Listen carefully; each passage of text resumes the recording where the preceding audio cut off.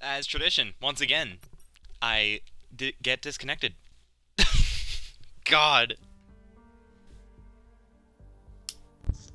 Eh, just give me a bit. I love it when this happens. Oh.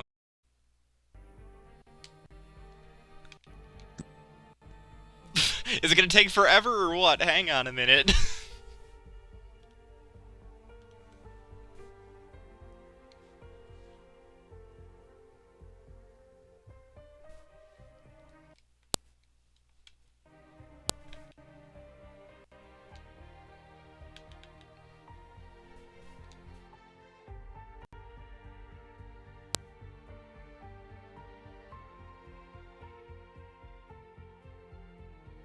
Stay along for a little bit, guys.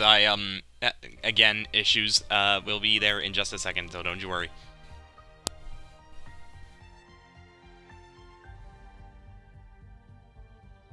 Also, hi, potato.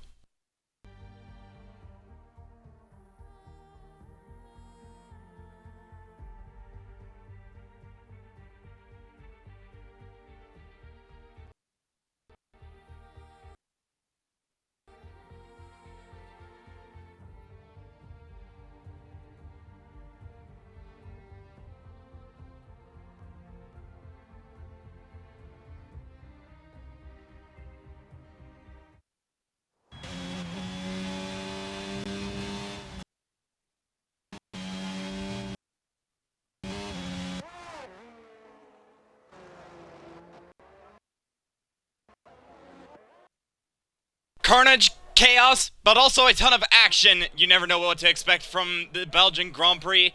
Let's see what's in store for us here tonight. Welcome along to Breakout Racing League's Tier 3 Championship, and we've arrived at Spa-Francorchamps for the Belgian Grand Prix. You've got 18 corners that make up this very, very historic track, one of the longest tracks on the calendar, and two DRS zones, one going into turn 1 down the main straight, and then one on the Camel Straight, and that will probably provide the most overtaking here tonight. And, well, who knows what can happen in this race. We've seen plenty of action from Realistic yesterday. Tier 3, well, we already know that Tier 3 is full of action, as we already have a yellow flag. So, let's see who will come on top, but more importantly, what is going to happen here tonight. Now, your host here is Vikos once again, and this time, for the first time in a long while, I am not alone. I am joined by the one and only Fridays. Now, Fridays, we've seen a lot of crazy races here in Tier 3 and just in general here in Spa. What do you think these drivers are going to face here tonight? Do you expect quite a bit of a challenge knowing this track?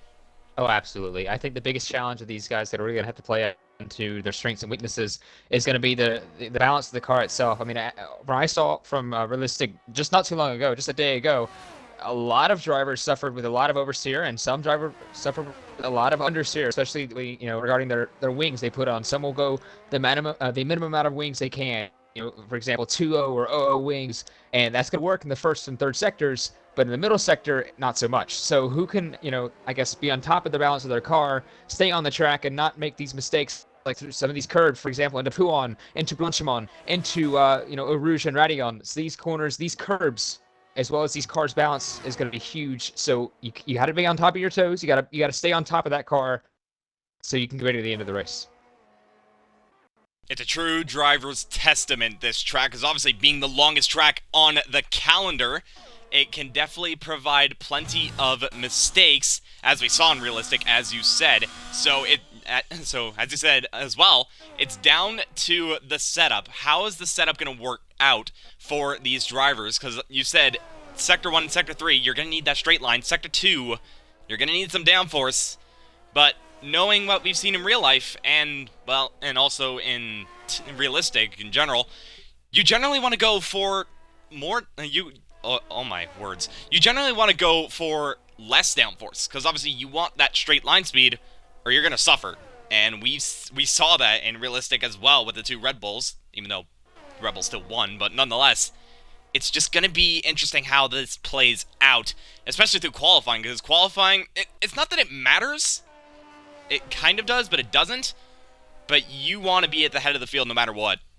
Oh, absolutely, especially in the opening stages of the race. The quicker you can get out of the DRS train, especially at a track like Spa, the quicker you're going to be able to, separate yourself from the rest of the pack. So I mean, if you allow someone to stay in your DRS range, stay within that 1 second margin between you and the guy behind, you are most likely not going to break away unless there is, let's say a mistake from either yourself or the car behind you. So the quicker you can get away from them, the quicker you can then set yourself into a rhythm and get going and trying to finish the race as best you can. But you can only do that if you're away from the pack. So if you're in the front of the pack, that's best case scenario for you, as well as you're away from the drama that is in turn one in the source, and that can happen down at Lecom, especially in lap one. So the quicker you can get away from the pack is going to be the crucial part of tonight, especially for the guys in the front, like the first and second rows.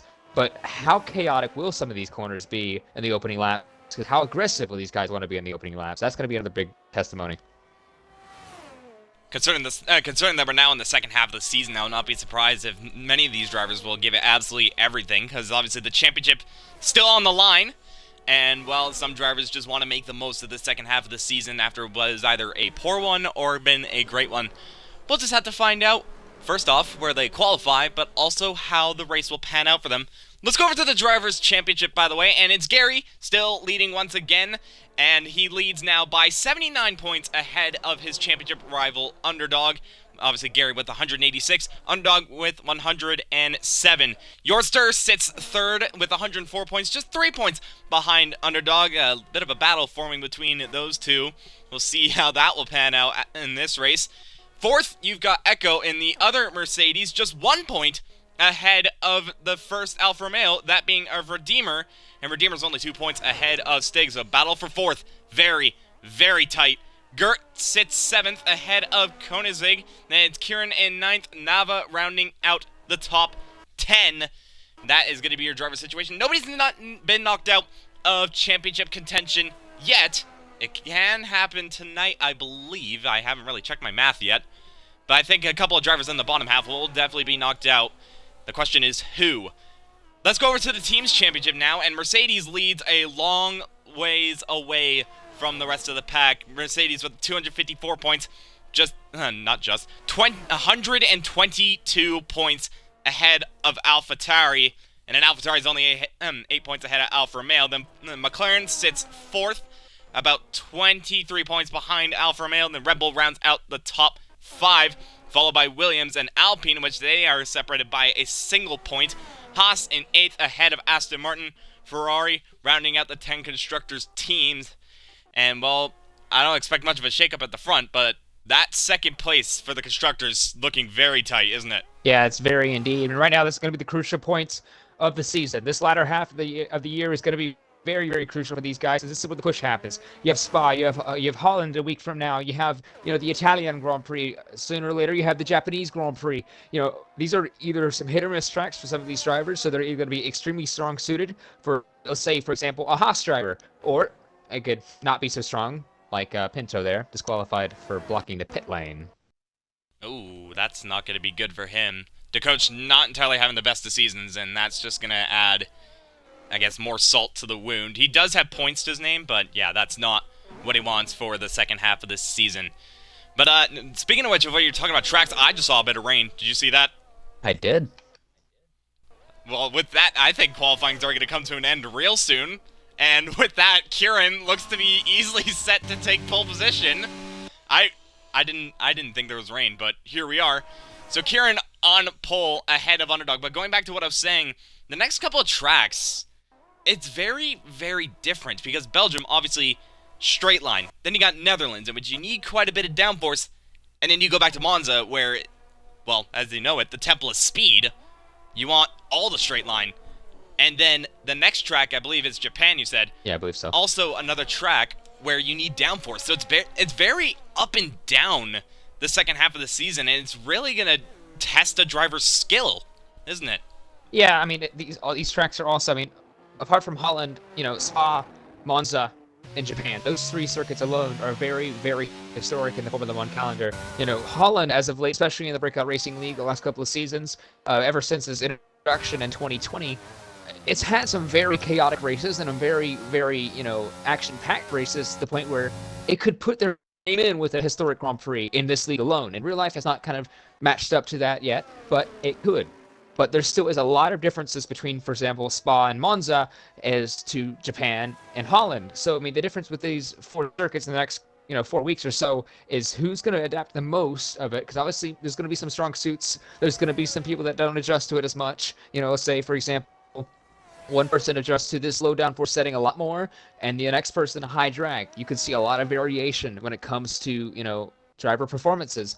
But right now, they can't think about that. They have to think about this Belgian Grand Prix, and that's not gonna be good for Stig. I think he kept it off the wall there, actually. So he can keep going. But anyway, for a lot of these guys are thinking about, especially if you're in the championship contention like Gary, you're thinking about, okay, I need to maximize my points for the next 4 weeks.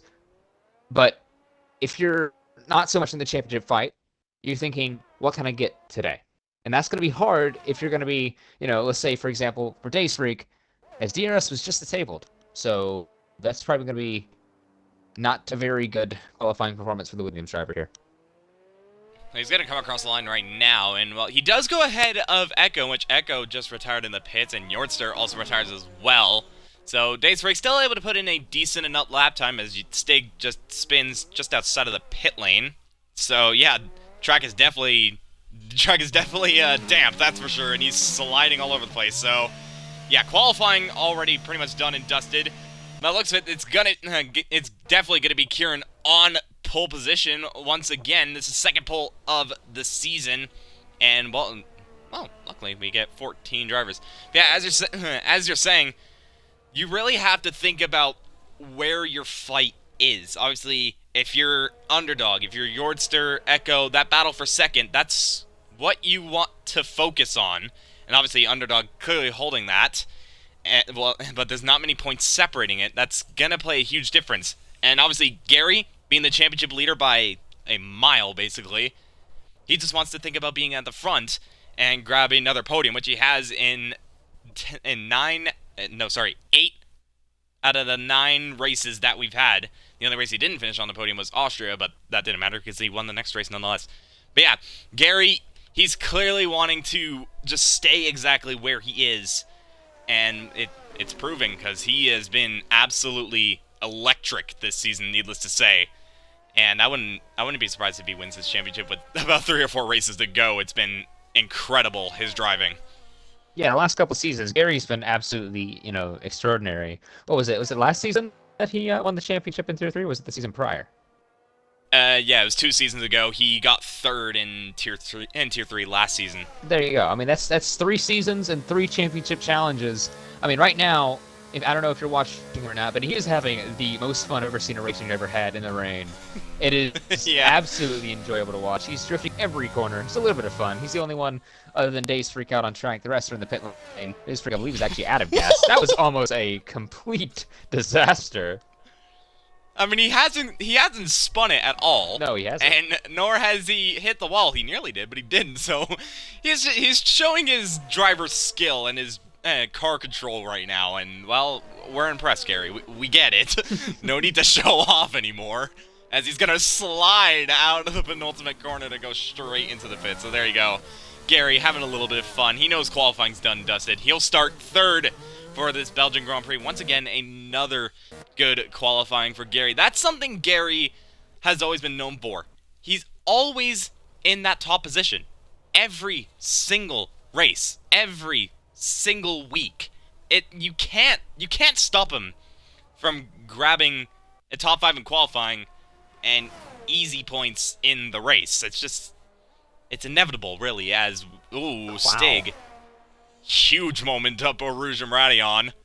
And, well, he's going to try and test out the Inter, see what he can do. He'll start 5th, but brilliant car control, to put it simply. Although, I would say Gary did a little better because he did it on softs. I will say, I mean, this circuit, this game is extremely difficult to control your car, especially in the wet weather. So, I mean, it's major props to Gary, major props so far to Stig. He's trying to keep it under control. He's doing pretty well so far. But, I mean, I don't see another reason to go out on intermediates right now, but to get a little practice. Does that mean we could have some forecasted rain here or there? I'm just being told from Redeemer himself that we might actually have some There rain you in the go. race. So, this practice that Stig is doing right now can definitely prove crucial. And, well, Gary, although he was on the softs, that also proves crucial as well. But that's another point. Rain at Spa. This track, obviously being the longest, it doesn't take long for this track to start to get wet. And with that, the track evolution is a huge factor, especially in the wet. Yeah, I mean, what I have seen so far, I mean, especially and back to our conversation we had earlier at the top of the broadcast about the downforce levels. Most of the time, you're not going to be setting your car up for a higher downforce, suited to the wet. So you're going to be with these lower wings, lower downforce settings, low wake. So it's going to be extremely difficult and extremely unsteady. So if it happens to be a dry to wet race or a wet to dry race, and that is a McLaren parked in the middle of the Yeah, that's Butters. I'm not sure Interesting. what's going on. It says I'm he's in the looking at pit lane. his... Yeah, I'm looking at his telemetry right now, and he's like, he's on the throttle and then stopping continuously into neutral, into first. I don't know what's going on. That's potentially a glitch, Congratulations, but Butter. You that's broke the game. in the weirdest way I've ever seen. I've never seen this And he's before. gone. Oh, and that is Stig. Yep, that is out of the session. He what corner is that? I can't think of it. That is, Turn 7. yeah. I believe it's. I cannot remember the actual name of it. I think it's like auxiliary or something. Could be completely wrong. I have no idea, but nonetheless, just losing the rear there, and that is his qualifying done and dusted. And now we just have to wait a little bit, about 30 seconds. Maybe Butters immediately gets the checker flag. Same with Iceman. But let's just quickly go through the qualifying order now we're at it. So it's Kieran on pole position for the second time this season. He's had quite a bit of a run of being up in that top 3 in qualifying. That's Underdog in second place ahead of his championship rival, Gary. Oh, and Iceman just retired, so there we go. I will have to wait until I reach the top 4. So that's your top 3 at the moment. Gary once again showing his pace and his worth in the top, and Kieran as well doing that ever since joining back in, I believe, at Britain? I'm not entirely sure, but he's showing his hand once again. Underdog in second, Gary in third, as I said before, and it's Yortster in fourth. So the top 3 in the championship currently sitting second, third, and fourth. Ned Stake in fifth. Once again, another top 5 for the Red Bull ahead of Quicktongue. It's Redeemer in 7th ahead of Shredder. Frizy in 9th. I believe that's the first top 10 start for him. Forgive me if I'm wrong. And then Daytreek also starting in the top 10. And he will line up, well, in 10th position. And it's Echo in 11th. The other Mercedes, unfortunately, not getting a good qualifying time. And 3 drivers not setting a lap time. That being Butters, Iceman, and the coach, unfortunately, getting disqualified. That's your qualifying order. That is definitely not going to stay the same in the race, I'll tell you that. It may not even stay the same after a corner. You're not wrong. Let's just hope we don't get a 2018 start. For those that don't know that, we saw Nico Hulkenberg drive into the back of Fernando Alonso off the start, and Alonso went flying over the top of Charles Leclerc. And well, I know Fridays here is a Charles Leclerc fan, and you definitely didn't like that. So No, yeah, no, I didn't. I didn't like it either. But hey, on the bright side, it proved that the Halo worked. It did. That's why we had the Halo here, Halo in Formula One now. And well, for anyone that's doubting it, looking over at what happened, yeah, how are you thinking about that now? Especially Luckily, with who was it? Who was the 2 in the F2 at Britain this year? I don't remember Nasani I think and can't remember the other I want one. to say Druvula. It could have been Daruvula. Druvula and Nasani. I'm not sure. It was a Red Bull. It was a Red Bull livery car. Well, I know that narrows it down to like 8 people. I mean, at least it's not narrowing it down to 21. Yeah, you got a point. I'm not wrong when I say that, but yeah. Needless to say, that's more proof as to the Halo being absolutely crucial for driver safety. We've seen it plenty of times, that being obviously Charles Leclerc, as I said, in 2018. 2019, I don't think there was many big collisions in 2019. I don't think so. Not entirely sure.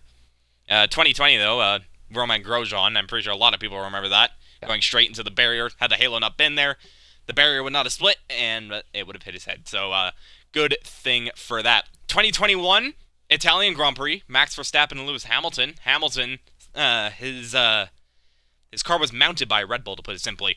And the tire of Verstappen was on Hamilton's helmet, but the halo kind of helped with that too. So that could have been detrimental had the halo not been there. And then 2022 with Zhou at the British Grand Prix, completely upside down. So yeah, the halo. Many people may not like it visually, but safety-wise, it's been brilliant. That's a weird occurrence with one use though. It's like the entire roll hoop just collapsed. It was just completely faulty. It's just Yeah, that's exactly what happened. Yeah, like it. Interesting. They obviously test that. Yeah, they obviously test that a lot. I don't know if you have for some reason that race just didn't happen. Sorry to cut in. I don't know if you have it up, but Stick has decided he wants to try something different. Oh. So the rain may come by sooner? Maybe? I have if that's what he's thinking? no idea. He said in chat, I'm going to deploy my stupid strat. Well, I wouldn't call it stupid yet, but at the moment it's the only one out there. His words. Yeah. His words. Very much his words.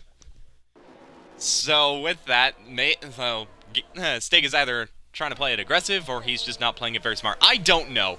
But nonetheless, he will start in the soft competitor tire as we are going through the formation lap. And looking over the tires, we got quite a bit of a mix, actually, of mediums and hards. And, well, as you mentioned before, only one driver being on the softs. Kieran and Underdog have decided to select the mediums. Same with Yordster, Quick Tongue, Shredder, Butters, and Iceman. Gary, Redeemer, Frizy, Days Freak, Echo, and to coach, all selecting the hard. So quite a bit of a mix. And with rain potentially being a factor, how is this going to pan out? Because I have no idea when this rain's going to come, neither do you. So it's a bit of a gamble, especially when you're on a harder compound. Well, according to Stig, there is no rain. What am I being told? I have no idea. Welcome to the forecast, everyone. Well, I mean, at the moment, it looks pretty clear skies. I mean, there's some clouds here, especially going into the chicane. So, I mean, it depends, really. Could we see, it different in, different in conditions? 'Cause, I mean, you see going down in here into Stavilo, it kind of opens up, and then all of a sudden you're now back into a heavy cloud again. But then once you're on the run down into the bus stop chicane, it's sunny and bye-bye Underdog. Oh! Just trying to warm up the tires, and the rear just simply went there. Luckily, it's just a formation lap, so it's not the end of the world. But yeah, going over the clouds, it's hard to tell really, because obviously they are given the forecast as to whether it's approximate or perfect. I don't know, but they're going to be looking at the sky and looking at the track and thinking, when is this rain gonna come? If it does. So they're going to be keeping an eye on that, but also trying to keep an eye on their surroundings at the same time. It's going to be quite a difficult task as we're nearing the end of the formation lap now. Kieran on pole position, ahead of one Underdog, then the championship leader, Gary, sit third ahead of Yordster, and Stig rounding out the top 5 as we are waiting for the last couple of drivers to line up, that being of Butters and Coach. And we got 22 laps of the Belgian Grand Prix. Who knows what's going to happen here tonight?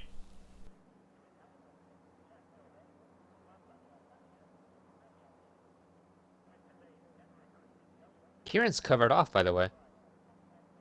He's pointed his car right to the left side to cover off on one Underdog. He's got his priorities straight. His car's not.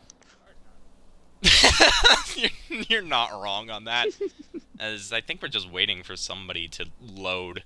It's taking quite a bit as it stands at the moment. But yeah, Kieran opting to potentially go a little bit aggressive off the start, and, well, to be honest, I don't really blame him.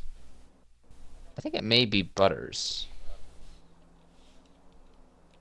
Let's look over. Oh, I can't even move my scroll wheel. There we go. Oh, as Redeemer's just... Oh, Yordster's just left the session. Ooh. Yeah, I'm not sure what's going on here. This may be a lobby reset time. Keep an eye out. We'll let you guys know, but that... This hasn't happened in a while, actually, so I'm kind of surprised it's happened. I mean, then again, the McLaren was just kind of there in what's it called? In qualifying. So I think that's exactly what's happened. Yeah, he can't control his car. Here we go.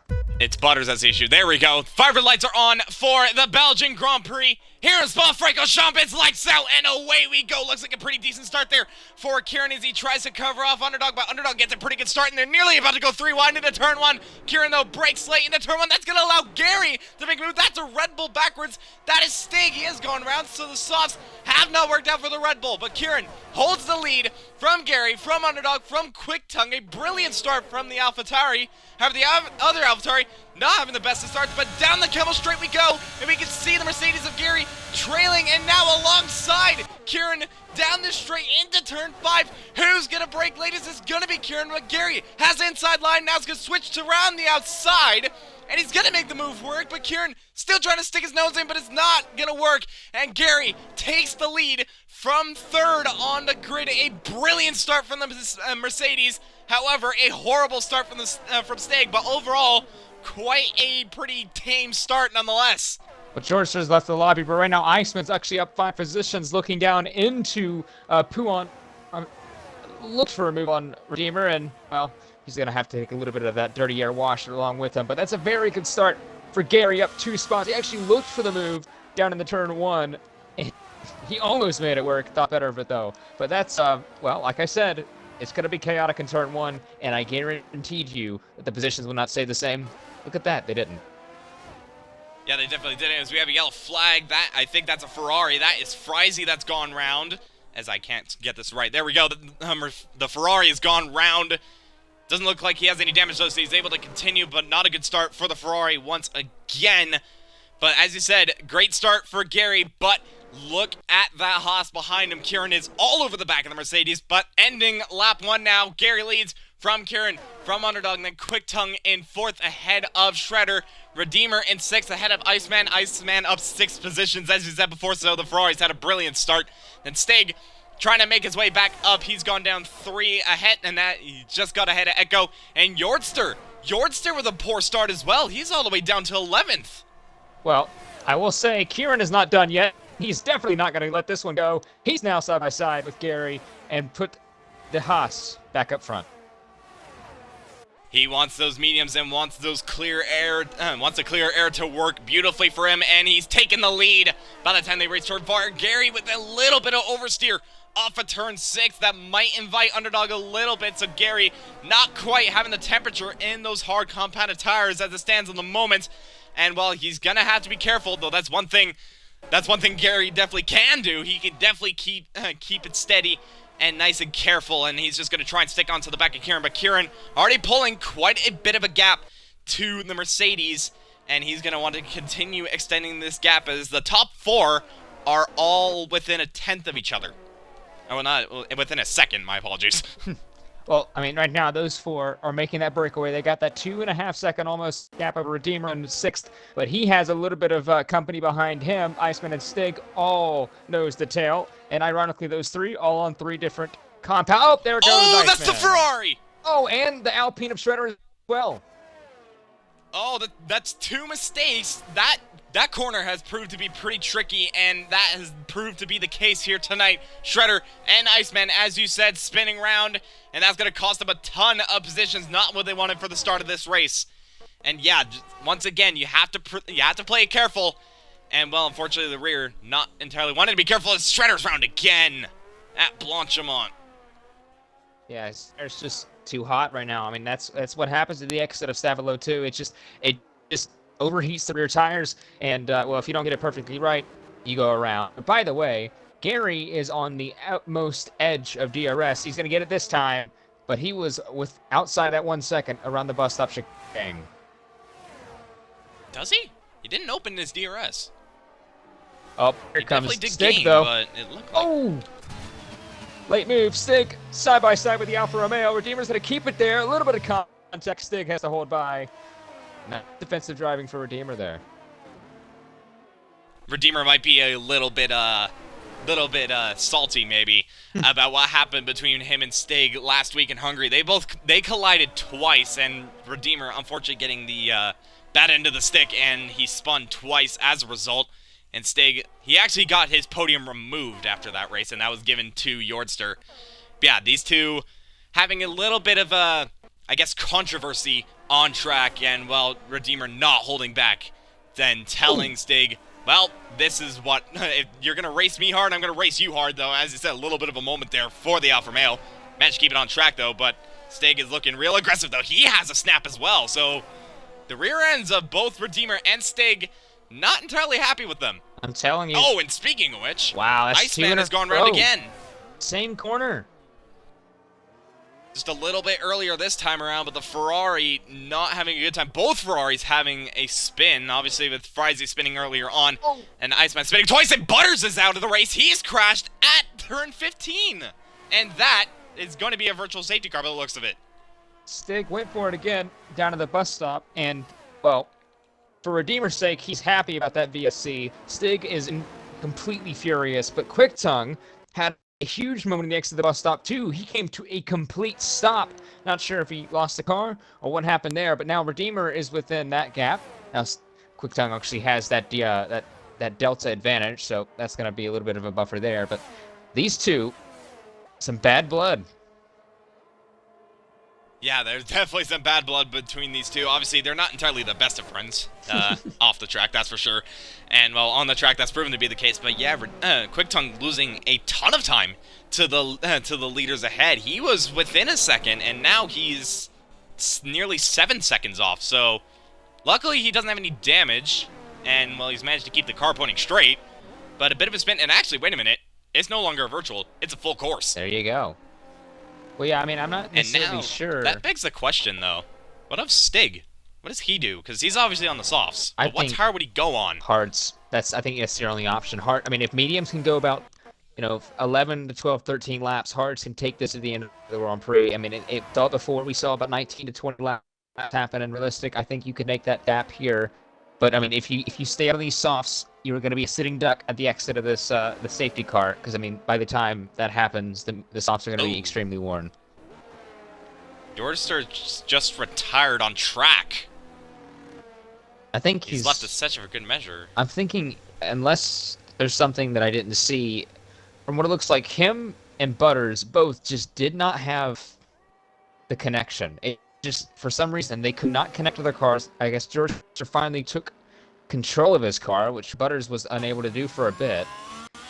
And I'm either thinking that's I don't want to say immediately it's a straight up, a quote unquote rage quit, because I don't think that's exactly what happened there. I think there might be something even more quintessentially wrong with Jordster. Because, I mean, you're thinking a mechanical problem. I'm thinking either game bug or a mechanical problem, because, I mean, he kept leaving and joining. That's not a simple, I can't take control of my car. I'm thinking it's something like the game physically will not show. I mean, we saw a couple of weeks ago in Realistic that, it was Cobb, and that he literally could not see. I mean, the game would kind of spaz out. It would be completely white and bright one moment, and then the next moment it would be, you can see the screen. So that could definitely be not out of the question. But I'm just looking at what Butter said in the Tier 3 chat, and he said the wheel is apparently not supported with the OS update for Xbox, according to him. Interesting. So that's what's going on with Butters. I think Jordster might have had the same issue. I think both McLarens had a similar issue, and obviously Butters crashing out, but Jordster having to retire because of that.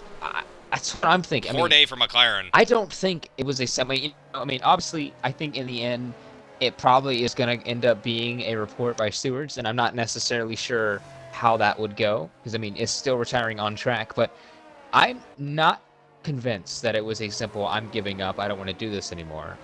I mean, from what I just heard there... They do it in the pits. Yeah, exactly. Because, I mean, George isn't new. Same with Butters. A lot of people understand that this rule is still in place in a lot of leagues as well. It's not just something, I'll get away with it. They know about this. So that's why I'm convinced it's something fundamentally wrong. Because, I mean, otherwise, you would drive... I mean, because he was in the final sector almost. You would drive a straightaway in a corner and go to the pit lane and retire. if it was I don't want to do this anymore. So I mean, otherwise, that's why I'm really convinced that it was something fundamentally wrong. But anyway, moving on from that, that's now both McLarens not having the best of starts, both having DSCs, and well, now both out of the race. But the safety car's in. Let's have some fun.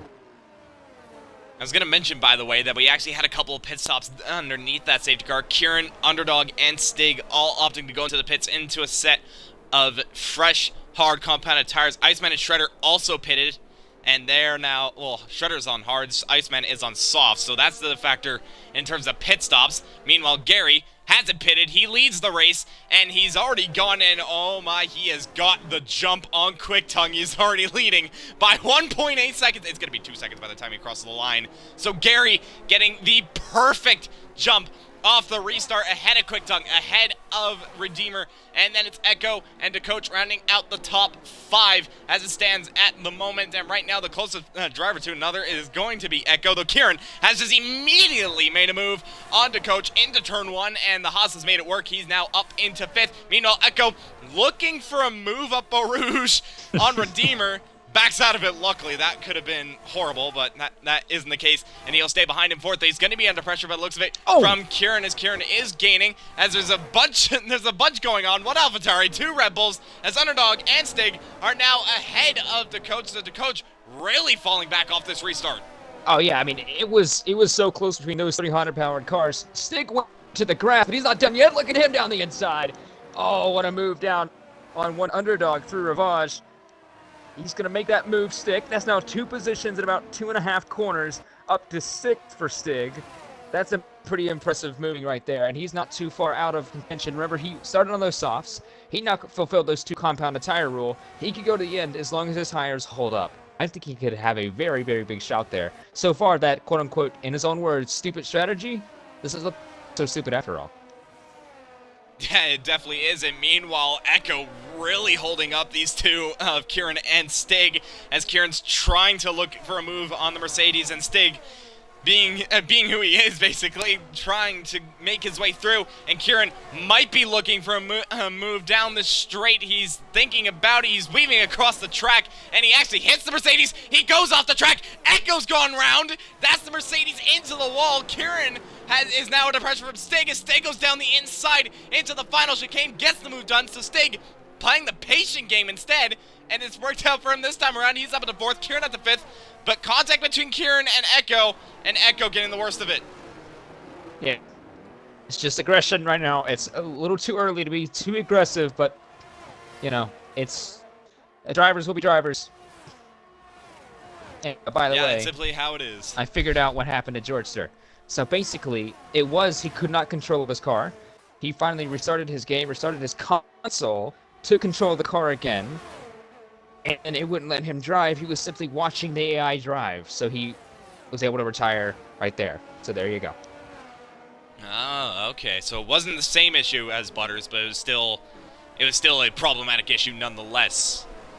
That's, yeah, super unfortunate there for the McLaren, and he's going to receive no points. And he wanted this race to go well for him, because he's trying to chase Underdog for 2nd place. This Kieran has gone round, and that is straight into the wall for the Haas. It doesn't look like he has any damage, though, so he's lucky he got away with that, but that was a huge whack with the barrier.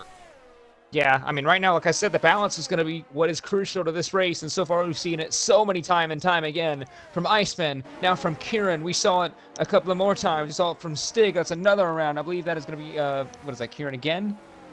Yes, it is. Yeah, but, I mean, that once again, that's just what it's going to come down to, who can take control of it. And by the way, not to, you know, completely cut off and go to a new topic, look which 2 friends are near each other on the circuit again, but this time one has new tires.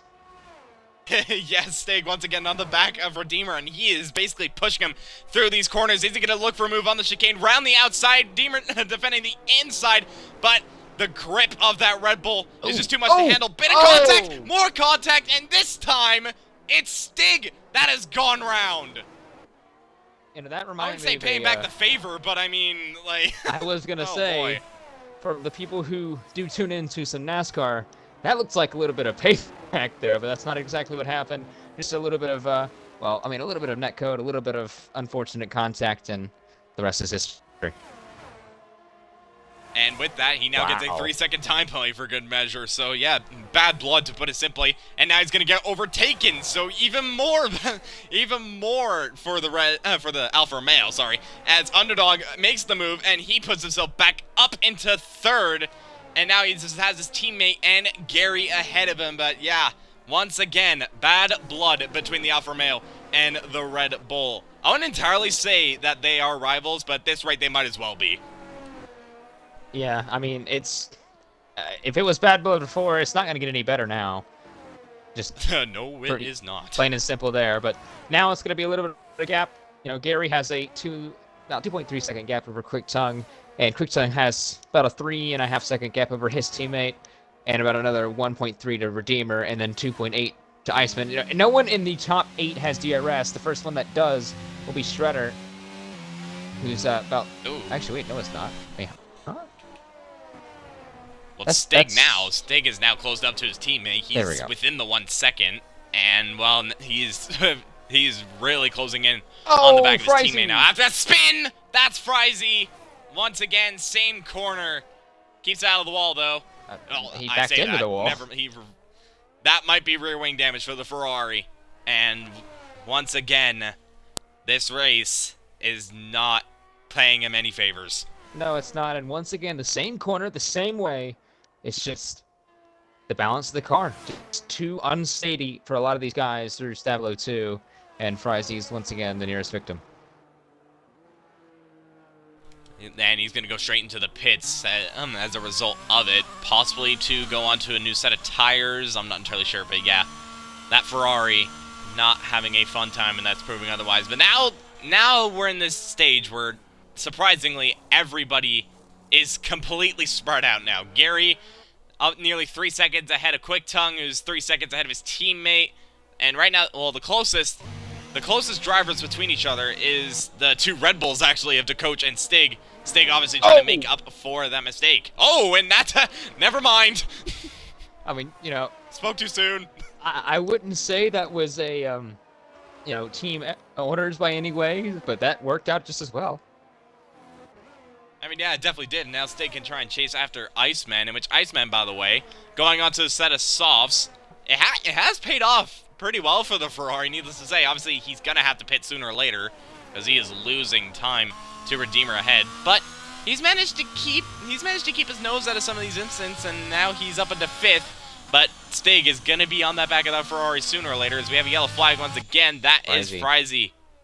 Round once more, so maybe he does have rear wing damage. Yeah, I mean, he got new tires, so it wouldn't be overheated or cold tires. It could be a little bit of cold tires, but I think at that point, it would probably be some rear wing issues there. But everyone in the top 2, or both Gary and Quick Tongue, rather, pretty much everyone in the top 5, barring one underdog, I think, has to make another stop. Because Redeemer, I mean, theoretically, could. I don't know if he wants to. There's Iceman in. That's pretty much as far as I thought those softs could go. But we could see Quick Tongue in the next 1 or 2 laps here. Unless he plans to go long. And actually, wait a minute. Iceman got front wing damage. Interesting. I'm not sure where he could have gotten that from. Maybe from a possible mistake. That wasn't too detrimental, but yeah, now Iceman a long ways away from the pack. He's still in the points, luckily, so I mean he could still grab some points later on. And let's also not forget, everyone else has to pit, barring those that have pitted, that being Stig and Underdog. And we're back at this situation again, where nobody's within DRS, but also 4th and 5th. Although they're not close to each other, they're near each other once again. How does this keep happening? I mean, if it was not a league race, and if it was not Formula 1, I could guarantee you that Stig would go and repay that favor, but that's not how that works, and if that does happen, he'll probably get a harsher penalty than what he would be giving to Redeemer anyway, so it's not worth it. But what I have noticed is Dave Sprink has gotten really close a multitude of times. He was actually in the DRS of Echo on the Kemmel Straight, but even with DRS, he lost 2/10. So is that a high downforce setup with the Williams, or is there some damage there to the Williams? I'm not necessarily sure, but I mean, you can see maybe a little bit of gaining through the middle sector, maybe a little bit more downforce. Oh yeah, it's a lot of more downforce. Never mind, I take it all back. Yeah, it looks like he does have quite a bit of downforce. Down the straight, though. Quick time's He in. is losing quite a bit of time. Never mind. Yeah, he is. That's what I So thought. that is one of the only medium runners that haven't pitted. Now straight into the pits. That releases Underdog, as Underdog was closing very quickly onto the back of his teammate. But now that releases the AlphaTauri. And now he's going to try and chase after Gary. Quick Tongue into the pits. He's going to come out maybe within that battle. If not, it's going to be really close. Coming out of the pits now, and he's right in it. Ooh. And he might get a helping of DRS, but Daze Freak has DRS on him and clearly has more overspeed. But as we saw before, he might have a little bit more downforce on that car that he goes wide.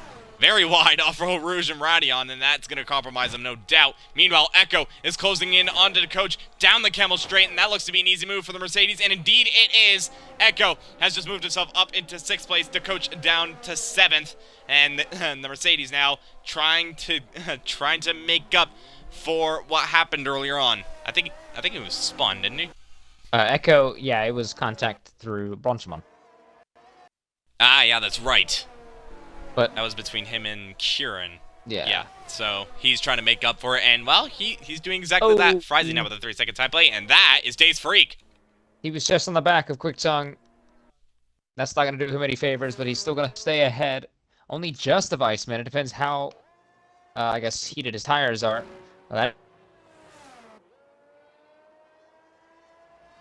looks like he has damage, unfortunately for him, on the left-hand side. You completely cut out, by the way. I'm not entirely sure what's happened. Maybe that's a me thing. But, oh, nope, never mind.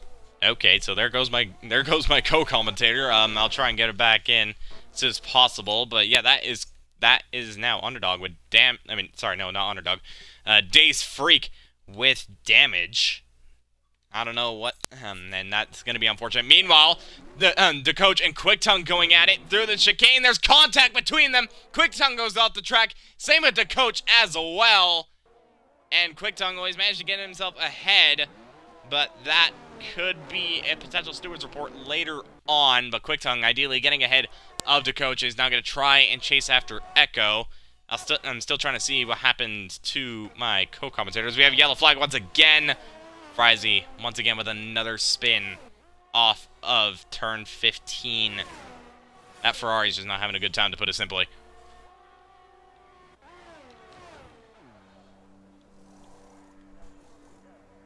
Not sure what's happened.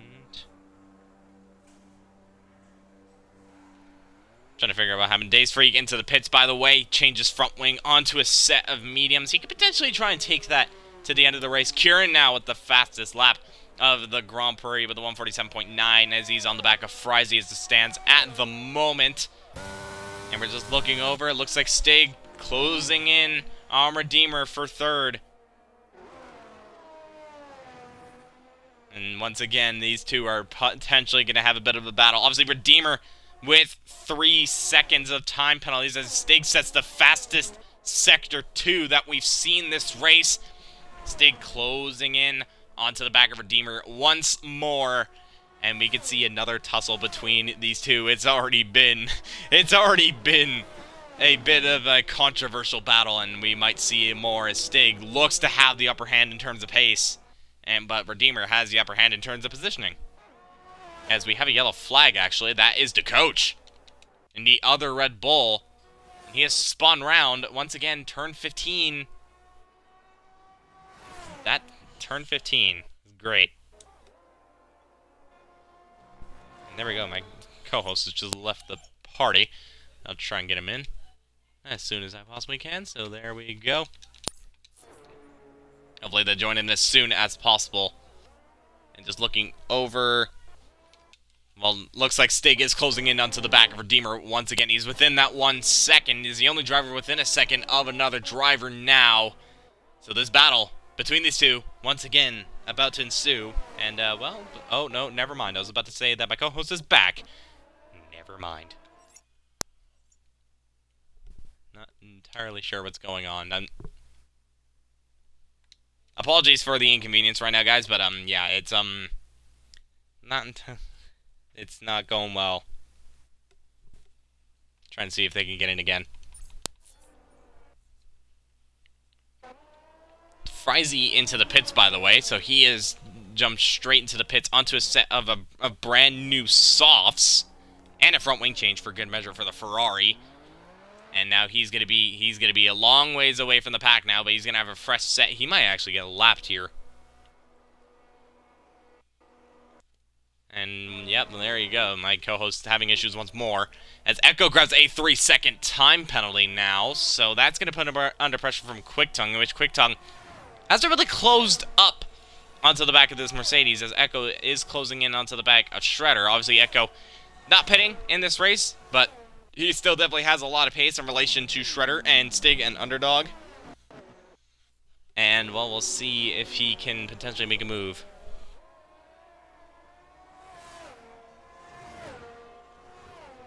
And it looks like I might be alone for the rest of this, unfortunately. So for those that liked what was going on at the beginning of this, I'm sorry, but it has unfortunately come to the end. And I completely missed this, by the way.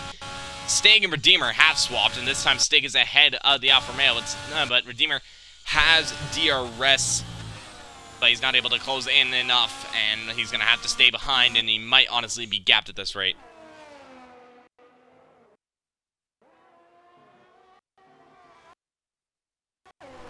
So as of right now, right now, it's still Gary that leads this race, but he has yet to pit. Let's not forget, Gary still trundling along, and Underdog hasn't really caught up to the Mercedes. The gap between them has been staying level.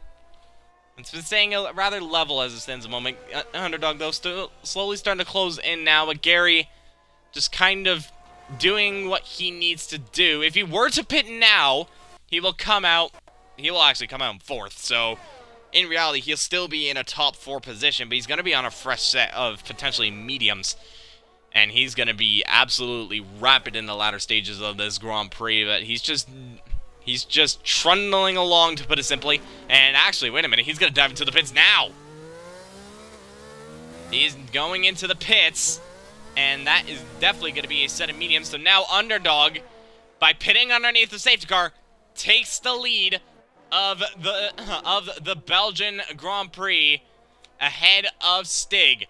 And actually, Redeemer has gone into the pits, so now Gary going down the pits right now. Shredder is coming down the pit lane, but looks like he's going to stay ahead of that Alpine, and Gary is, well, he's now in 3rd place in this Grand Prix. We have a yellow flag.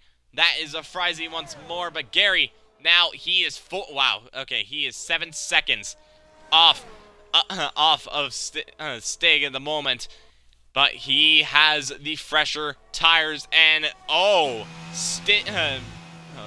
Frizy has just crashed out, and that is a full course safety car. Oh, only if Gary wished that came a lap sooner.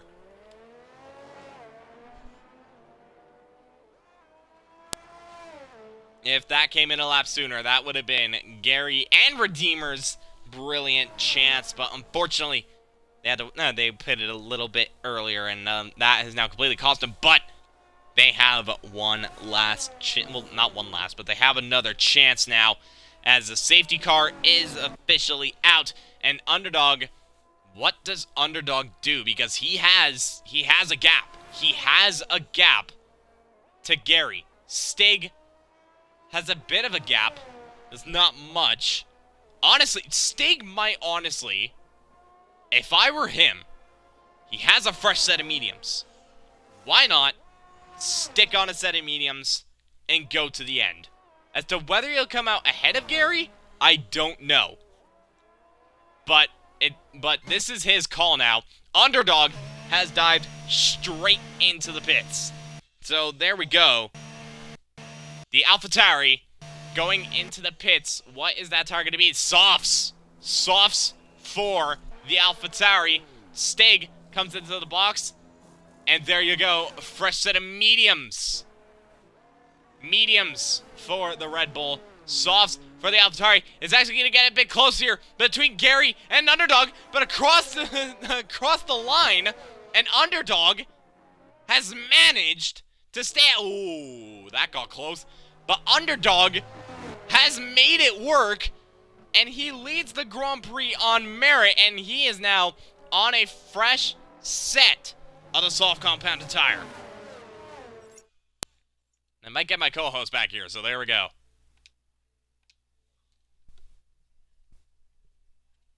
I'll wait a bit until they get into the party first, and then... Alright, there we go.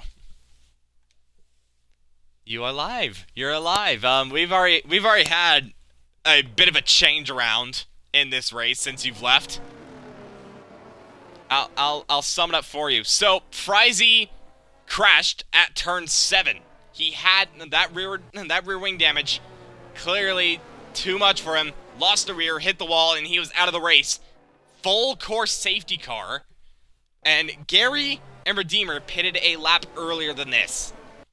Underdog and Stig went into the pits as a result. Underdog onto a set of softs, Stig onto a set of mediums, but Underdog managed to stay ahead of the Mercedes.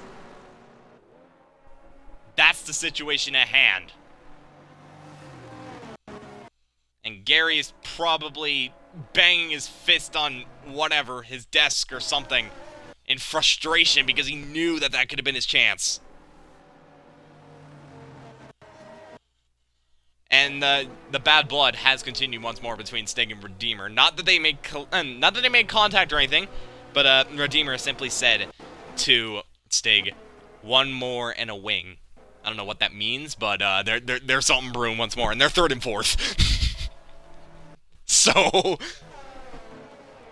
I did, yeah. I don't know if you got it, but yeah. Alright, I'll send one again. And Stig saying that one pit stall later, and one lap later, and he would have been onto a set of softs. But that's kind of interesting he says that, though, because Underdog's on a set of softs.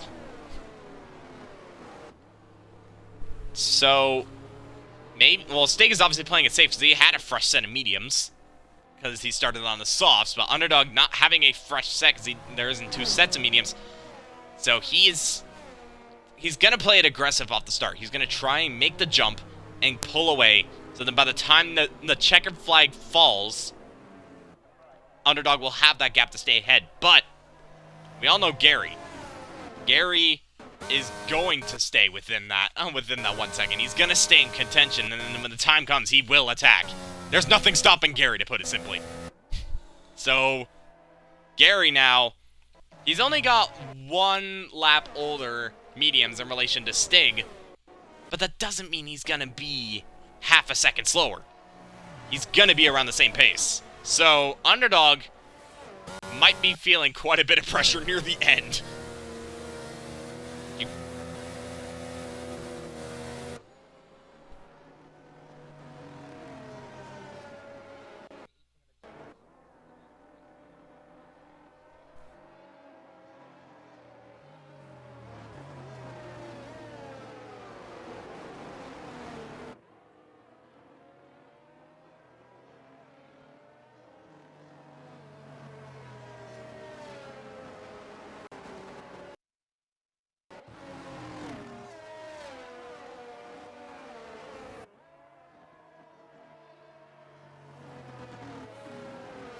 That's a little weird. I sent you an invite. I'll send one again, but that's a little strange. That's a little strange. Oh, wait a minute. I'm an idiot. I was sending off an Xbox and not from EA. That's 100% it. That is completely my mistake. So there we go. Sorry about that. I just have that automatic instinct, you know, to just immediately send on Xbox, and, well, I've done it once again. This is what happens when you're on PC. Sure. We'll put it at that. A safety car is now in this lap. So, right as you join, we now have around 5 laps. This is going to be a 5-lap dash to the end. Everyone's just... That is a great question. As Underdog is backing up, the rest of the pack, try and make those mediums and those hards a little bit colder than they would have wanted. And obviously, Underdog is gonna try and get the jump on Gary's. He's rounding the final couple of corners. Is he gonna get the jump as he's gonna come across the line? That's a Ferrari immediately diving into the pits. That's Iceman, but Underdog is now going to lead from Gary, from Stig, from Redeemer, and then Quick Tongue ahead of Shredder, Echo, the coach, Days Freak, and Kieran. That's your top 10 at the moment. Obviously, Iceman pitting, and we've already got a bit of action further down as Kieran has made the move on Days Freak. Days Freak's off the track, actually. And with that, Kieran is now up into 9th. But so far, everyone kind of staying stationary as it stands in the moment. Gary gaining on Underdog down the Camel Straight. But obviously, without DRS, that doesn't mean anything. And Underdog will simply stay ahead, and Gary will fend off Stig for another lap. But Stig wanted to... Oh! Well, now Underdog has a lot more work to do. And I don't... If I'm being perfectly honest, I don't think that's possible.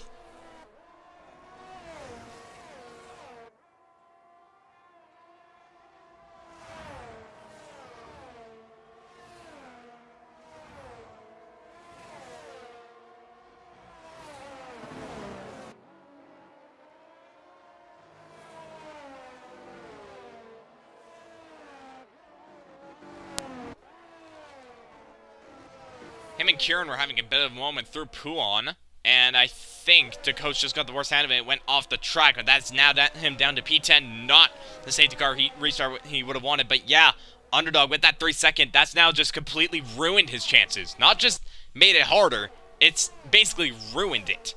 So now, Underdog just has to hope that he can keep 3rd place, unless 2nd or 3rd make a mistake. And right now, Gary, he's not going to make a mistake. We already know that. He's too consistent. He's too good right now in this season, and he's going to stay behind the Avatar no matter what.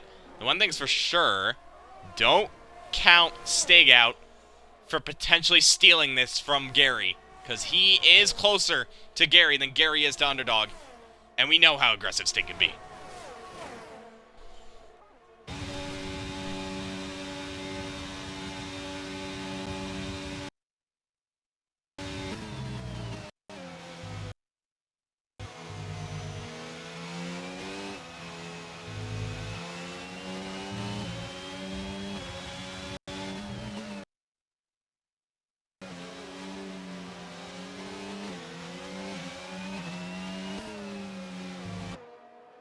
Yep, that is Echo through turns 5, 6, and 7, and now the Mercedes is down to 10th, and that is not going to help them in terms of the constructors.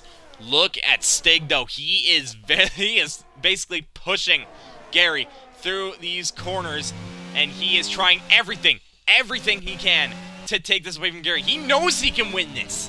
He's fully aware of it, because all he needs to do is make up 1 place. 1. But he's not going to have a DRS advantage. He's going to have to do it on the track. He's going to have to do it the hard way. And that is going to be even more difficult. So now, what is Stig going to do in this scenario as he is closing in onto the back of Gary? Can he potentially have a look through the chicane? No, he doesn't.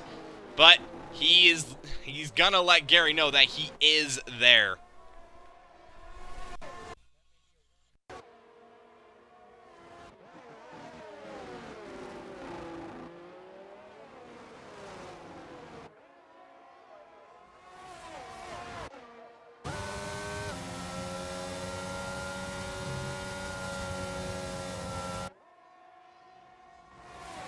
Oh! Oh!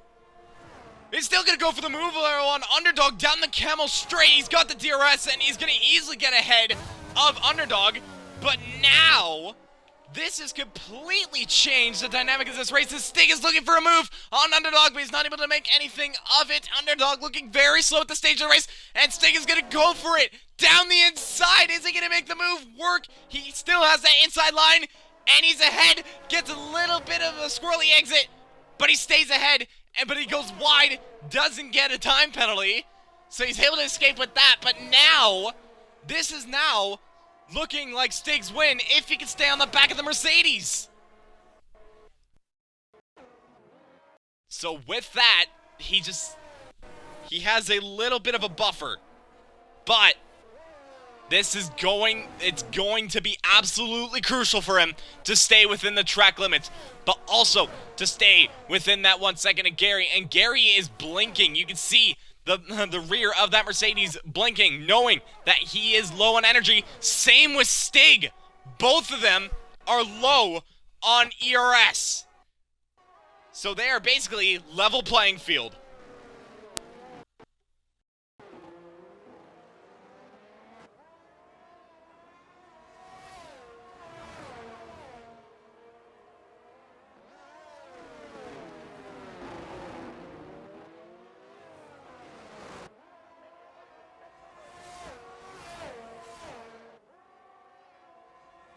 Lap 21 out of 22, and this race can still be decided by just a single factor. It's just a matter of Stig. What does he do? He has to stay exactly where he is, because if he falls back to the point that Underdog is pressurizing him, if he battles him, it's gonna cost him. But if he gains, well, the only way he's gonna have to gain is not only through Sector 2, but also potentially using as much track limit as possible, but he doesn't want to do that. So he's in a very weird position. He goes a little bit wide there off No Name, but keeps it in the track limits, but he's stuck, almost. But he's doing exactly what he needs to do.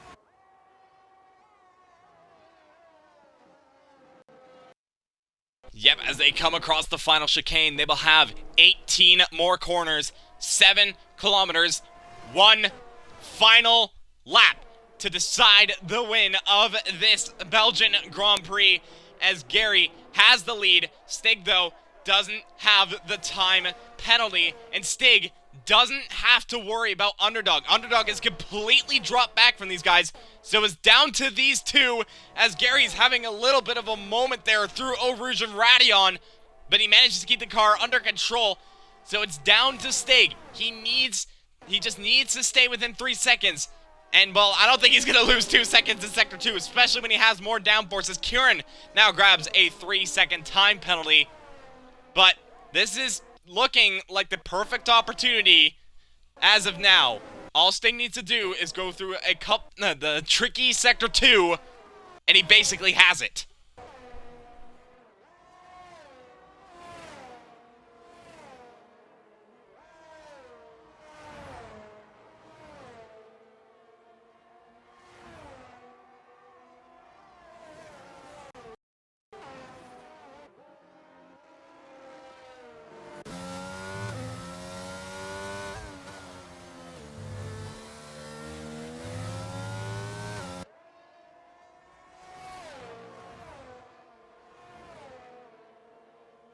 And he's pretty much done all he needs to do.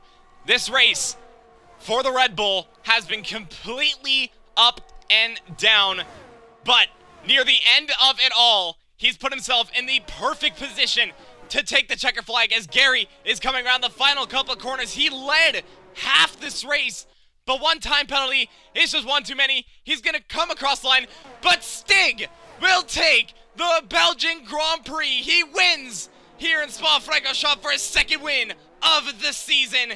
Gary will still have to settle for second place once again. Another podium for the Mercedes. Underdog will take third place ahead of Redeemer Quick Tongue, rounding out the top 5. Good day for AlphaTauri, but it's a great day for Red Bull, as Stig has done exactly what he needed to do. It may have not been the perfect race, but at the end of it, it was perfect for him.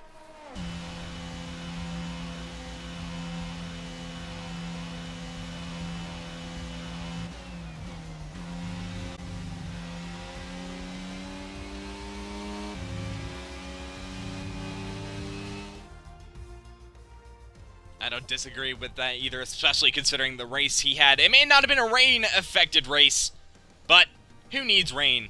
Especially when you had that, as Stig will take his second win of the season. It's been a while since he stood on the top step. Last time he won was over in Canada, but he has now decided to make it 2, and now he takes his second win ahead of Gary. Gary, once again, with another podium. 9 podiums in 10 races, and crucially, gaining points on his championship rival, One Underdog. But it could have been what could have been the win. It was right there. One time penalty too many, and that has absolutely cost him. Stig, though, no time penalties. Not exactly the most mistake-free, but once again, showing he's there when it matters. And oh boy, it mattered for him indeed.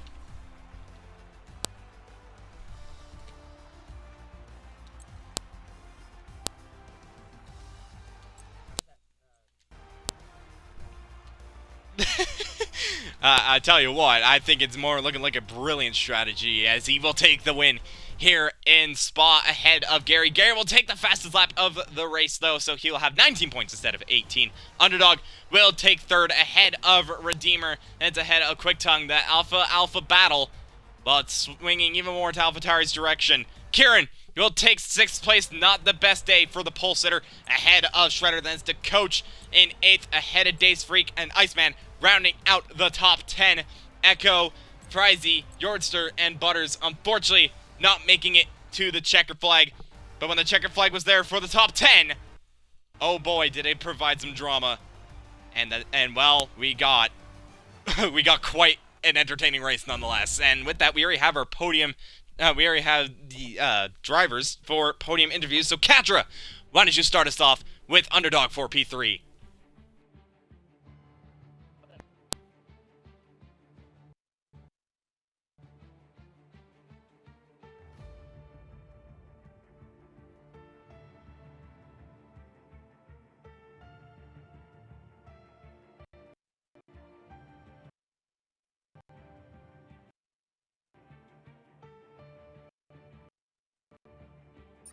It was a gamble because I already used my mediums, which were pretty old already.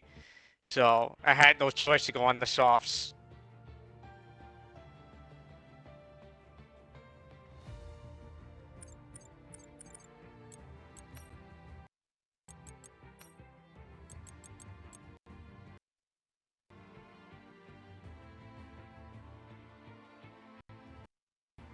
Yeah, it was a good race. I was on first safety car. Decided to switch to the hards because I knew the hards were going to make it to the end. Then towards the end, before the second safety car came out, I decided I was catching up to Gary slowly. But then he decided to pit. And all of a sudden the safety car came out because I was just passing Frizy, and he decided to slam the wall, which kind of screwed my race up because I was quite ahead of Gary and Stick. So the safety car kind of ruined my race a little bit.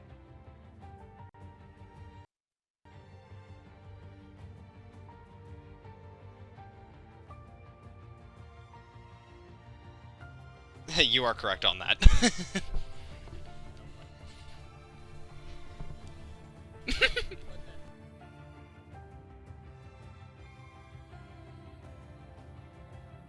Yeah, the Netherlands is definitely a tough technical track because you really gotta be precise because that track will punish you if you go off the track a little bit because once you hit those curbs, you're done.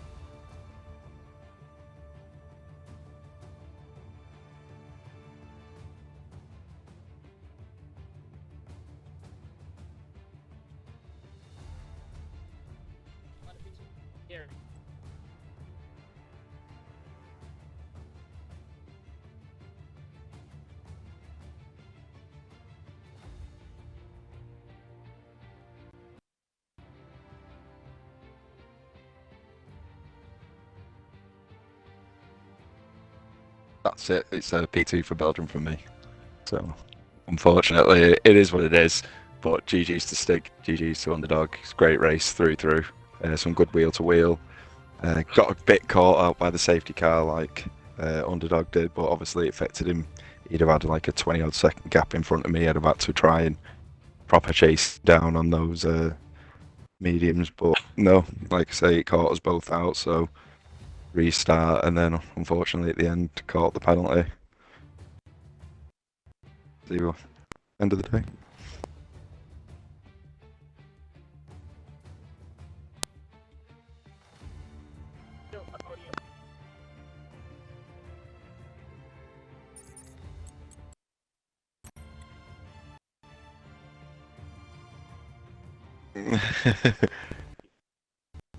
Yeah, like I say, I'm happy to race anywhere. I do like me more technical tracks really, but yeah, we'll see how it goes. Looking to keep up the consistency. GG's.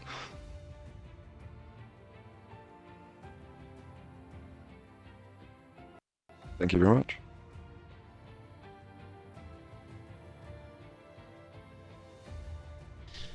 And thank you very much, Fridays. Now we'll move on to the race leader, as you said. And Stig, what a roller coaster of a race you had. Obviously starting 5th, opting to go for what you called a bit of a stupid strategy. Well, needless to say, at the end, it definitely wasn't stupid at all. You may have had quite a few tussles up and down the field, but you were there when it mattered. Stig, race winner of the Belgian Grand Prix. Tell us how that race was for you. Yeah. The strategy basically was to qualify well, which didn't happen. Start on soft, pull ahead, and just build the gap on hards. And obviously, spinning twice from Deemer, so we're even now. We talked about that a little bit, yeah. Yeah, so we're even now. Then I was lucky I was on those soft because I was able to just push back up to the field. Safety car came out, hit on the hards. I was gonna run those to the end and hopefully have a gap to just keep. But that went. I was about 11 seconds off of Gary before he pit. Then, yeah, I was gonna go on softs, which I'm happy I didn't, but I didn't have time to switch it.